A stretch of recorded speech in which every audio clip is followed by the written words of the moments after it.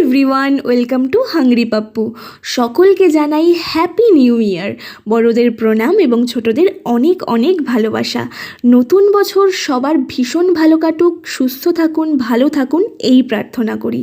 তো প্রতি বছরের মতোই আমাদের বড়হাওনগরের কালীতলার মাঠে বসে গিয়েছিল খাদ্য মেলা 25শে ডিসেম্বর থেকে 29শে ডিসেম্বর পর্যন্ত। খাওয়া দাওয়া, গান বাজনা নিয়ে সে এক অসাধারণ মাহল তৈরি হয়েছিল। পিঠে পুলি, পাটিসাপটা থেকে শুরু করে নানান ধরনের নলিন গুড়ের মিষ্টি, এইদিকে আবার কাবাব, গন্ধরাজ মোমো থেকে শুরু করে ফেমাস দাদা বৌদির বিরিয়ানি, কী ছিল না। নানান ধরনের ফুড স্টল নিয়ে জমে গিয়েছিল এই মেলা।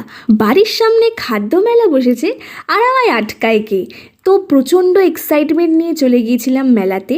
গিয়েই তো প্রথমে আমার চোখ পড়ল কম্বোর দিকে, তাই নিয়ে নিয়েছিলাম ফ্রাইড রাইস আর চিলি চিকেনের কম্বো, আর প্যাক করে নিয়েছিলাম গন্ধরাজ মোমো। মানে এইরা খেয়ে আমি যতটা এক্সাইটেডভাবে গিয়েছিলাম মেলাতে তার 1% ছিল না। সিরিয়াসলি বলছি, চিকেনগুলো ভালো করে সেদ্ধই হয়নি, ছিবড়ে ছিবড়ে মতো ছিল, আর ফ্রাইড রাইসটা থেকে গন্ধ যাচ্ছিল। তারপর বাড়িতে এসে গন্ধরাজ মোমোটাও ট্রাই করলাম।